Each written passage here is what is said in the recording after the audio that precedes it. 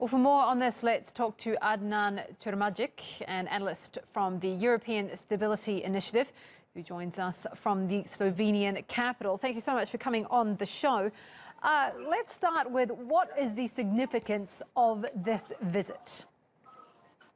Well, everything started 2 weeks ago when the two presidents in Austria, President of Kosovo and President of Serbia, presented their idea that partitioning of Kosovo or exchange of territories along ethnic lines should be part of a deal that would lead to normalization of relations between two countries and their bringing them closer to the European Union membership. Many of the analysts and observers, experts of the Western Balkans have warned that this, in fact, can only lead to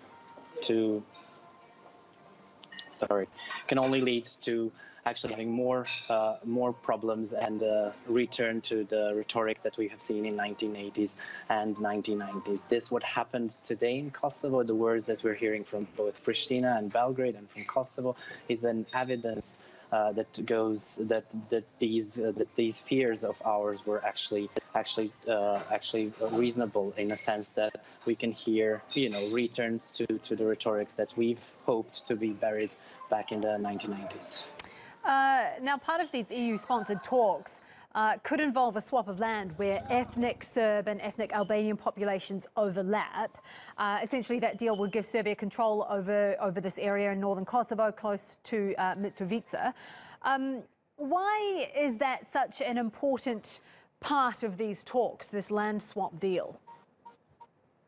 Well, the idea has been floating around in the former Yugoslavia from the times of 1980s, that basically more mono-ethnic states can provide more security and more prosperity for its citizens, and that the changes to borders, swaps of population need to happen in order to have stable and prosperous countries and stable and prosperous Western Balkans. And that is, we have seen with their proposal 2 weeks ago in Austria, we have seen basically the rebirth of those ideas from 1980s.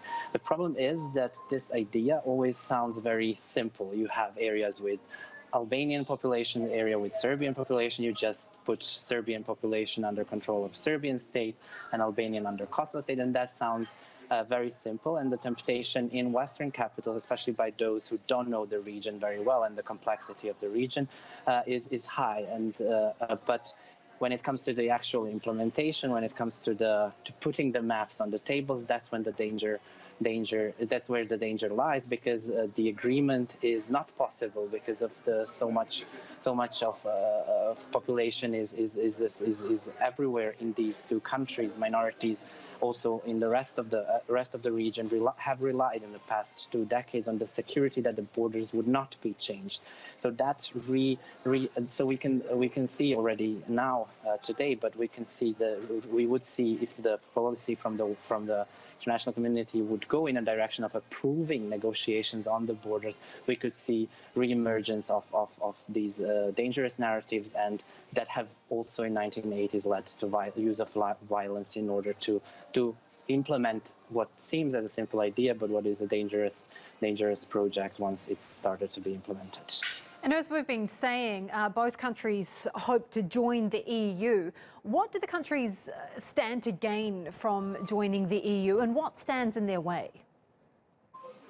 Well, what stands in their way at this moment is, at least for these two countries, what seems to stand in the way of these two countries is their relations, in a sense that Serbia does not recognize Kosovo as an independent state, and that Kosovo, not being recognized as an independent state by 5 EU member states, is unable even to apply for EU membership. So the issue of relations between Kosovo and Serbia stands on the way of let's say, EU membership of the both countries. But what is underneath this issue that gets prominence in media and by international observers is the state of these two states, which is when it comes to institutional capacities, rule of law, fight against corruption, when it comes to the quality of life of the citizens living there. That is where the work will be the hardest and the most difficult and the most challenging for any governments in Kosovo and in Serbia to be able to join the EU. EU policy so far has been, or the policy by at least the largest member states of the EU was very clear. Borders cannot be changed. Serbia needs to recognize Kosovo within its current borders, and Kosovo needs to provide safety and prosperity for all the minorities living in the Kosovo. And it's difficult to achieve both things because multi-ethnic societies need the constant work, there's always a bit of setbacks and then a progress, and it's a constant work on that. And yeah, that's what the EU should go back to, and yes, that's it. Thank you for that. That's Adnan Ćerimagić live from the Slovenian capital.